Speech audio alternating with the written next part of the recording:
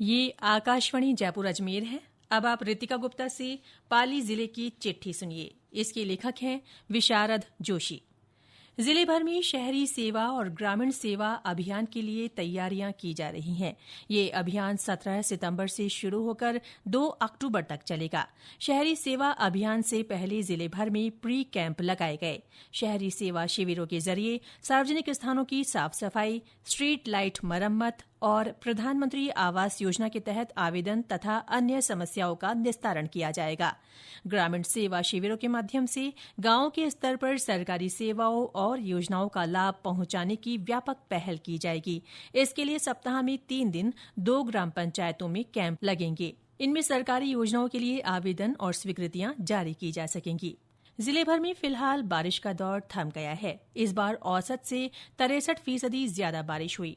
जवाई बांध, हेमावास और सरदार समंद बांध सहित अन्य सभी बांध पूरी तरह भर गए हैं। जिले में हुई अत्यधिक बरसात से कई स्थानों पर व्यापक नुकसान हुआ है। पशुपालन मंत्री जोराराम कुमावत ने पिछले दिनों वर्षा प्रभावित क्षेत्रों का दौरा किया। उन्होंने सुमेरपुर, बिरामी की ढाणी, बडली, नोखरा और बीरा सहित अन्य गांवों का दौरा कर वर्षा से उत्पन्न हालात का जायजा लिया। कैबिनेट मंत्री ने नगरपालिका सभागार में अधिकारियों के साथ बैठक कर अतिवृष्टि से हुए नुकसान की स्थिति पर चर्चा की। श्री कुमावत ने क्षतिग्रस्त भवनों और सड़कों की मरम्मत के लिए प्रस्ताव तैयार कर भेजने के निर्देश दिए। जिले के औद्योगिक क्षेत्र के विकास के पहले फेज के लिए 465 करोड़ रुपए का बजट आवंटित किया गया है। इससे मास्टर प्लान बनाया जाएगा। साथ ही चिन्हित गांवों में औद्योगिक क्षेत्रों में आधारभूत सुविधाओं का विकास होगा। इसके लिए रोहट सहित 9 राजस्व गांवों का चयन किया गया है। इससे नए उद्योग धंधे लगेंगे और क्षेत्रवासियों को रोजगार के अवसर भी मिल सकेंगे। जिला कलेक्टर एल.एन. मंत्री ने नवाचार के तहत अब कलेक्ट्रेट कार्यालय में सिंगल यूज प्लास्टिक का उपयोग नहीं करने की मुहिम चलाई है। शुरुआती तौर पर 51 दिनों तक ये पहल की गई है। इसके तहत सभी अधिकारियों और कर्मचारियों से इस बारे में ई-संकल्प पत्र भरवाया गया है। सफल रहने पर इसे नियमित रूप से लागू किया जाएगा और अन्य कार्यालयों में भी इस मुहिम की शुरुआत की जाएगी।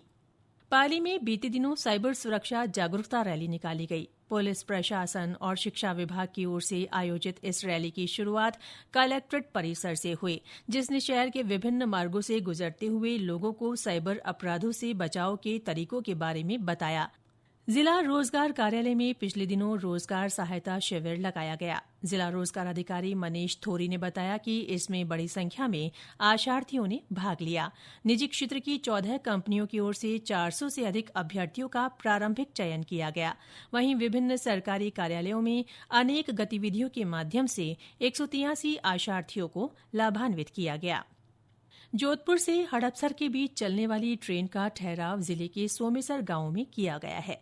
इससे सोमेसर सहित आसपास के गांवों में खुशी की लहर है। रेलगाड़ी के स्टेशन आगमन पर ग्रामीणों ने मिठाई बांटकर इसका स्वागत किया।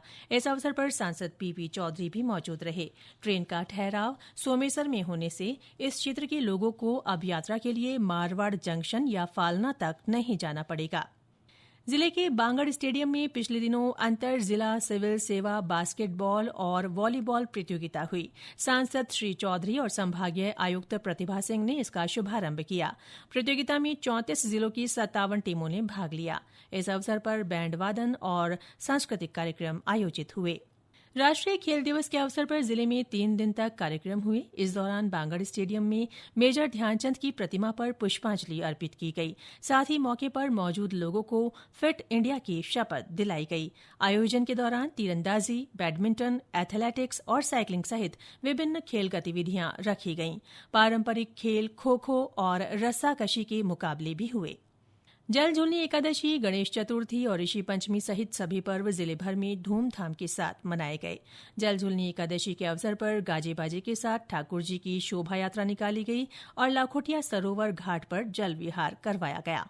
इसके साथ ही पाली जिले की चिट्ठी समाप्त हुई।